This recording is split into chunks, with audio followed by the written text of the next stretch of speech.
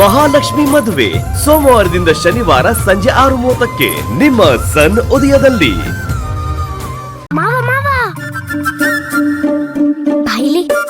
ಹುಡುಗಿ ಸುಮಾರಾಗಿದ್ದಾಳೆ, ನೀನೇ ಸೂಪರ್ ಆಗಿದ್ಯಾ ಅಂತ ಹೇಳಿ ಮ್ಯಾನೇಜ್ ಮಾಡಿದೀನಿ.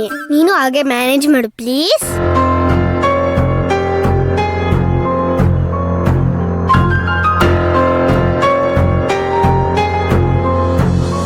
ಅಕ್ಕ, ಹುಡುಗಿ ನೋಡಕ್ ಯಾಕೆ ಬರ್ಲಿಲ್ಲ ನೀನು? ಅದೆಲ್ಲ ಬಿಡು, ಹುಡುಗಿ ಇಷ್ಟ ಆದ್ಲಾ? ಮಾತು ಮರೆಸ್ಬೇಡ, ನಾನು ಕೇಳಿದ ಉತ್ತರ ಕೊಡು. ನಿಜ ಹೇಳ ಅಥವಾ ನಿನಗೆ ಸಮಾಧಾನ ಆಗೋ ಥರ ಹೇಳ? ಸತ್ಯನೇ ಹೇಳು. ಇಷ್ಟು ದಿನ ಹುಡುಗಿ ನೋಡೋದಕ್ಕೆ ನಿನ್ ಜೊತೆಗೆ ಬರ್ತಿದ್ದೆ, ಆದ್ರೆ ನಿಂಗೆ ಯಾವ ಹುಡುಗಿನೂ ಸೆಟ್ ಆಗ್ತಿರ್ಲಿಲ್ಲ. ಏನೋ ನಾನೇ ದುರಾದೃಷ್ಟವಂತೆ ಅಂತ ಈ ಸಲ ಬರ್ಲಿಲ್ಲ. ಅದು ನಿಜಾನೇ ಆಗೋಯ್ತು. ನಿನಗೆ ಹುಡುಗಿನೂ ಇಷ್ಟ ಆದ್ಲು, ನಿನಗೆ ಮದ್ವೆನೂ ಸೆಟ್ ಆಗೋಯ್ತು. ಅಲ್ಲ ಅಕ್ಕ, ನನಗೆ ಹುಡುಗಿ ಸೆಟ್ ಆಗದಿರತ್ತೆ ನೀನೇ ಕಾರಣ ಆಗ್ತೀಯಾ? ಸುಮ್ಮನೆ ಏನೇನೋ ಯೋಚನೆ ಮಾಡ್ತೀಯ. ಅಲ್ಲ, ಅಷ್ಟಕ್ಕೂ ನಿನಗೆ ನೀನೇ ದುರಾದೃಷ್ಟ ಅಂತೆಲ್ಲ ಯಾಕೆ ಅನ್ಕೋತೀಯ? ನೀನು ಈ ಥರ ಎಲ್ಲ ಮಾತಾಡೋದು ನಮಗೆ ನೋವಾಗಲ್ವಾ? ನಾನು ಮಾಡಿರೋ ತಪ್ಪಿಗೆ ನೀವೆಲ್ಲ ಯಾಕೆ ನೋವು ಪಡ್ತೀರಾ?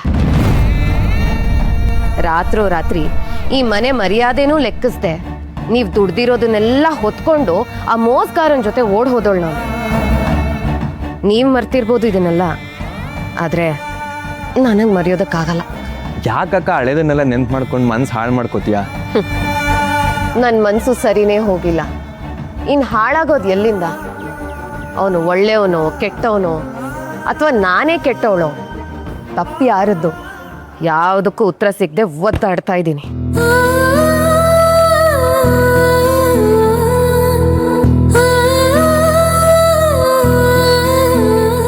9 ತಿಂಗಳು ತುಂಬು ಗರ್ಭಿಣಿ.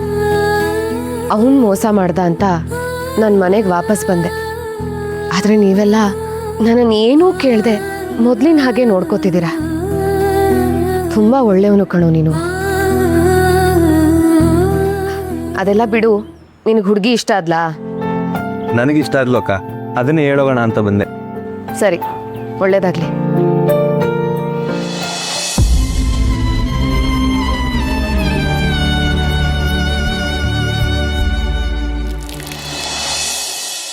ಬುದ್ಧಿ ಇಲ್ವಾ ಅಕ್ಕ ನಿನ್ಗೆ? ಯಾಕಕ್ಕ ಹುಡ್ಗನ ಹತ್ರ ಇದೆಲ್ಲಾನು ಹೇಳಿದ್ಯಾ? ನನಗೆ ಸುಳ್ಳು ಹೇಳಿ ಮದ್ವೆ ಆಗೋದಕ್ಕೆ ಇಷ್ಟ ಇಲ್ಲ.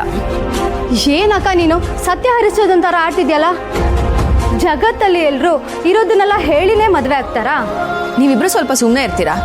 ಬೇರೆಯವ್ರ ವಿಷಯ ನನಗೆ ಬೇಡ. ಇದ್ಯಾವುದೂ ನಿಮ್ಗೆ ಅರ್ಥನೂ ಆಗಲ್ಲ ಕಣ್ರೆ. ಸುಳ್ಳಿನ ಮೇಲೆ ಬದುಕೋಂಥ ಜೀವನ ನನಗೆ ಬೇಡ. ಈಗ ಹುಡ್ಗನ ಮನೆಯವರು ಸಂಬಂಧ ಬೇಡ ಅಂತ ಹೇಳಿದ್ರೆ ಏನ್ ಮಾಡೋದು? ಹಾಗಂತ ಮೋಸ ಮಾಡಿ ಮದ್ವೆ ಆಗೋದಕ್ಕಾಗತ್ತಾ? ದೊಡ್ಡೋರು ಹೇಳಿಲ್ವಾ 1000 ಸುಳ್ಳು ಹೇಳಿ ಒಂದು ಮದ್ವೆ ಮಾಡ್ಬೇಕು ಅಂತ? ನೀನ್ ನೋಡಿದ್ರೆ ಲೈಫಲ್ಲಿ ಇಷ್ಟೊಂದು ದೊಡ್ಡ ಡಿಸಿಷನ್ ತಗೋಬೇಕಾದ್ರೆ ಸುಳ್ಳು ಹೇಳೋದಕ್ಕೆ ನನಗಿಷ್ಟ ಇಲ್ಲ. ಹೇಳೋದನ್ನೆಲ್ಲ ನಾನು ಹೇಳಿದ್ದೀನಿ, ಒಪ್ಕೊಳ್ಳೋದು ಬಿಡೋದು ಅವ್ರಿಗೆ ಬಿಟ್ಟಿರೋದು. ನೀನ್ ಈ ತರ ಆಡ್ತಿದ್ರೆ ಅವ್ರು ಒಪ್ತಂಗೆ ನಿನ್ ಮದ್ವೆ ಆದಂಗೆ. ಆದ್ರೆ ಆಗತ್ತೆ, ಇಲ್ಲ ಅಂದ್ರೆ ಇಲ್ಲ. ಇನ್ ಕೇಸ್ ಆಗ್ಲಿಲ್ಲ ಅಂದ್ರೆ ನೀವಿಬ್ರು ನೋಡ್ಕೊಂಡು ಹೀಗೆ ಖುಷಿಯಾಗಿದ್ಬಿಡ್ತೀನಿ. ಆಯ್ತಾಯ್ತು, ನೀನೇನೋ ನಿನ್ ಕಂಡೀಷನ್ ಹೇಳ್ದೆ, ಅದಕ್ಕೆ ಆ ಹುಡುಗ ಹೇಗ್ ರಿಯಾಕ್ಟ್ ಮಾಡ್ದ? ಹೂ ಅನ್ನೋ ತರ ಇತ್ತಾ, ಹೂ ಅನ್ನೋ ತರ ಇತ್ತಾ? ಪಾಪ, ಆಕ್ಚುಲಿ ಅವ್ರು ನನ್ನ ಕಂಡೀಷನ್ ಕೇಳಿ ಶಾಕ್ ಆಗೋದ್ರು. ಮತ್ತೆ ಇಂಥದೆಲ್ಲ ಕಂಡೀಷನ್ ಹೇಳಿದ್ರೆ ಯಾರಿಗೆ ತಾನೇ ಶಾಕ್ ಆಗಲ್ಲ ಹೇಳು? ಅಂದ್ರೆ ಇವಾಗ ಈ ಸಂಬಂಧನೂ ಹೋಗೇನಾ? ಸುಮ್ನಿರೆ, ಏನೇನೋ ಹೇಳ್ಬೇಡ. ಅವ್ರಮ್ಮ ನಗ್ತಾ ಹೋದ್ರು, ಅವ್ರ ಮನೆಯವರೆಲ್ಲ ಚೆನ್ನಾಗಿ ಮಾತಾಡ್ಸಿದ್ರು. ಇದನ್ನೆಲ್ಲ ನೋಡಿದ್ರೆ ನಂಗೆ ಯಾಕೋ ಓಕೆ ಆಗುತ್ತೆ ಅನ್ಸುತ್ತೆ. ಫಸ್ಟ್ ಟೈಮ್ ಹುಡುಗಿಯರು ನೋಡಿದಾಗ ಎಲ್ಲರೂ ಒಳ್ಳೆಯವ್ರ ಥರನೇ ಕಾಣ್ತಾರೆ ಕಣ. ಆದ್ರೆ ಮಹಾಲಕ್ಷ್ಮಿನೇ ಬೇರೆ ಕಣೋ. ಅವಳು ನಿಜವಾಗ್ಲೂ ದೇವತೆ. ಸ್ವಲ್ಪನೂ ಕಲ್ಮಸ ಇಲ್ದೇ ಅವಳ ಮನಸ್ಸನ್ನ ನಾನು ನೋಡಿದ್ದೀನಿ. ಮದುವೆಗಿನ್ನ ಮುಂಚೆ ಎಲ್ಲ ಹುಡುಗರಿಗೂ ಎಲ್ಲ ಹುಡುಗಿಯರು ದೇವತೆ ಥರನೇ ಕಾಣೋದು. ಕೇಳಿಸ್ಕೊಳ, ಮದುವೆ ಆದ್ಮೇಲೆ ಅವ್ರೊಳಗಿಂದ ದೆವ್ವ ಆಚೆ ಬರೋದು. ಲೋ ಮುರಳಿ, ನಾನು ತಮಾಷೆ ಮಾಡ್ತಿಲ್ಲ, ಸೀರಿಯಸ್ ಆಗಿ ಮಾತಾಡ್ತಿರೋದು. ನಾನೇನಪ್ಪ ತಮಾಷೆ ಮಾಡಿದೆ? ಮದುವೆ ಅಂದ್ರೆ ಒಂದು ಯುದ್ಧ ಭೂಮಿ, ಅದರಲ್ಲಿ ನಾನು ಒಬ್ಬ ದಿನ ಹೋರಾಟ ಮಾಡೋ ಸೈನಿಕ. ಅನುಭವದಲ್ಲಿ ಒಂದು ಒಳ್ಳೆ ಮಾತು ಹೇಳ್ದೆ. ಮಹಾಲಕ್ಷ್ಮಿ ನನ್ನ ಜೊತೆಗಿದ್ರೆ ಯಾವ ಯುದ್ಧ ಬೇಕಾದ್ರೂ ಗೆಲ್ತೀನಿ ಅನ್ನೋ ಧೈರ್ಯ ನನಗಿದೆ. ಅದಕ್ಕೆ ನಾನು ಹೇಳ್ತಿರೋದು, ಮದುವೆ ಆದ್ರೆ ಮಹಾಲಕ್ಷ್ಮಿನೇ ಅಂತ. ಅವಳಿಗೆ ಸ್ವಂತ ಮನೆ ಇಲ್ಲ, ಹೇಳಿರೋಷ್ಟು ಸಂಬಳನೂ ಬರಲ್ಲ. ಈ ವಿಷಯ ಏನಾದರೂ ನಿಮ್ಮ ಅಮ್ಮಂಗೆ ಗೊತ್ತಾದ್ರೆ ಖಂಡಿತ ಈ ಮದುವೆಗೆ ಒಪ್ಪಲ್ಲ. ಅದಕ್ಕೆ ಅಮ್ಮನ ಹತ್ರ ಏನೂ ಹೇಳಿಲ್ಲ. ಬ್ರೋಕರ್ ಹತ್ರನೂ ಈ ವಿಚಾರ ನಮ್ಮಲ್ಲೇ ಇರಲಿ ಅಂತ ಹೇಳಿದ್ದೀನಿ. ಅಂದ್ರೆ ಮನೆಯವರೆಲ್ಲ ಮುಂಡಾಯಿಸಾದ್ರೂ ಈ ಮದುವೆ ಆಗಬೇಕು ಅಂತ ಡಿಸೈಡ್ ಮಾಡಿಬಿಟ್ಟಿದ್ಯಾ? ಏ ಸುಮ್ಮನೆ ಏನೇನೋ ಮಾತಾಡ್ಬೇಡ ಕಣ. ಸುಮ್ಮನೆ ಹೇಳ್ತಾ ಇಲ್ಲ, ಇರೋದನ್ನೇ ಹೇಳ್ತಾ ಇದ್ದೀನಿ. ಸರಿ ನಿಂದಿಷ್ಟ, ಏನು ಬೇಕಾದರೂ ಅನ್ಕೋ. ಲವ್, ಈ ಮದುವೆ ವಿಚಾರದಲ್ಲಿ ನಾನು ನಿನಗಿನ್ನ ಸೀನಿಯರು ಕಣ. ಈ ಹುಡುಗಾಟ ಎಲ್ಲ ಬಿಟ್ಟು ನಿಜವಾಗ್ಲೂ ನೀನು ಅವಳನ್ನ ಇಷ್ಟಪಟ್ಟಿದ್ರೆ ಇರೋ ಸತ್ಯನ ಅಮ್ಮನ ಹತ್ರ ಹೇಳು. ಮದುವೆಗಿನ ಮುಂಚೆ ಎಷ್ಟು ಸಲ ಬೇಕಾದರೂ ಯೋಚನೆ ಮಾಡು.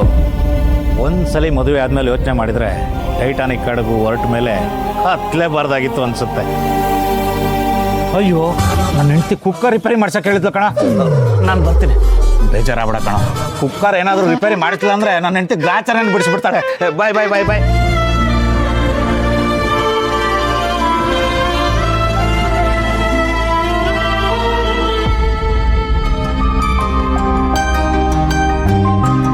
ಅಮ್ಮ, ಹೇಗಿದ್ದೀರಾ? ಓ ಮುರಳಿ, ಚೆನ್ನಾಗಿದ್ದೀನಿ. ನೀ ಹೇಗಿದ್ಯಾ? ನಾನು ಸೂಪರ್ ಆಗಿದ್ದೀನಮ್ಮ. ಏನಮ್ಮ ಪಂಚಾಂಗ ನೋಡ್ತಾ ಇದ್ದೀರಾ? ಶ್ರೀಹರಿ ಹೇಳಿಲ್ವಾ ನಿಂಗೆ ಅವ್ನ ಹುಡುಗಿ ಗೊತ್ತಾಗಿದ್ದಾಳೆ ಅಂತ? ಅದಕ್ಕೆ ಒಳ್ಳೆ ದಿನ ನೋಡ್ತಾ ಇದ್ದೀನಿ. ನೋಡಿ ನೋಡಿ ನೋಡಿ, ನಾನು ಬರಲಮ್ಮ. ಏ ಇರೋ, ಮಜ್ಜಿಗೆ ಹುಳಿ ಮಾಡ್ಕೊಡ್ತೀನಿ, ಊಟ ಮಾಡ್ಕೊಂಡು ಹೋಗ್ಬಿಡು. ಅಮ್ಮ, ನೀವೇನೋ ಊಟ ಮಾಡಿಸೇ ಕಳಿಸ್ತೀರಾ, ಆದ್ರೆ ಮನೇಲಿ ನನ್ನ ಹೆಂಡತಿ ಮಾಡಿರೋ ಅಡುಗೆ ತಿನ್ನಿಲ್ಲ ಅಂದ್ರೆ ಬಾಯಿಗೆ ಬಂದಂಗೆ ಬೈತಾಳೆ. ಅವಳ ಹತ್ರ ಬೈಸ್ಕೊಳಕ್ ನಾನು ರೆಡಿ ಇಲ್ಲ. ಅದಕ್ಕೆ ಯಾಕೆ ರಿಸ್ಕು ಅಂತ ಮನೆಗೆ ಹೋಗಿ ಊಟ ಮಾಡೋಣ ಅಂತ ಡಿಸೈಡ್ ಮಾಡಿದ್ದೀನಿ.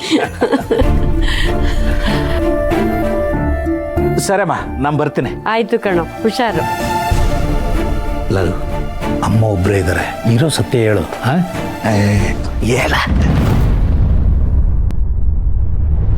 ಹುಡುಗಿ ಬಗ್ಗೆ ಏನನ್ನ ಮುರಳಿ? ಒಳ್ಳೆ ಸಂಬಂಧ ಅಂತ ಅಂದಮ್ಮ.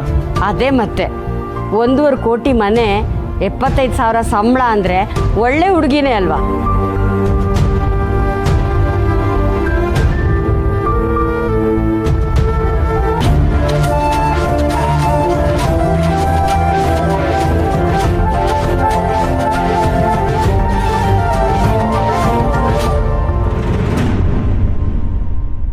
ಅಮ್ಮ, ನಿನ್ನ ಹತ್ರ ಒಂದು ಕೇಳ್ಬೋದಾ? ಏನು? ನಿನಗೆ ನಿಜವಾಗ್ಲೂ ಮಹಾಲಕ್ಷ್ಮಿ ಇಷ್ಟ ಆಗಿದ್ದಾಳ? ಯಾಕೋ ಹಾಗೆ ಕೇಳ್ತಿದ್ಯಾ? ನಿಂಗಿಷ್ಟ ಆಗಿಲ್ವಾ? ನನಗಿಷ್ಟ ಆಗಿದ್ದಾಳಮ್ಮ, ಆದರೆ ನಿನಗಿಷ್ಟ ಆಗಿದ್ದಕ್ಕೆ ಕಾರಣ ಕೇಳ್ತಾ ಇದ್ದೀನಿ. ಲಕ್ಷಣವಾಗಿದ್ದಾಳೆ, ವಿನಯ ವಿಧೇಯತೆ ಮುಖದಲ್ಲಿ ಎದ್ದು ಕಾಣುತ್ತೆ. ಜೊತೆಗೆ ಬ್ಯಾಂಕಲ್ಲಿ ಕೆಲಸ ಮಾಡ್ತಿರೋ ನನ್ನ ಮಗನ ಸ್ಟೇಟಸ್ಗೆ ಕರೆಕ್ಟಾಗಿ ಮ್ಯಾಚ್ ಆಗ್ತಾಳೆ. ಇನ್ನೇನೋ ಬೇಕು? ಅಂದರೆ ಅವರು ಶ್ರೀಮಂತರು ಅನ್ನೋ ಕಾರಣಕ್ಕೆ ಈ ಸಂಬಂಧ ಒಪ್ಕೊಂಡಿದ್ಯಾ? ಯಾಕೋ ಏನೇನೋ ಕೇಳ್ತಾ ಇದೆಯಾ?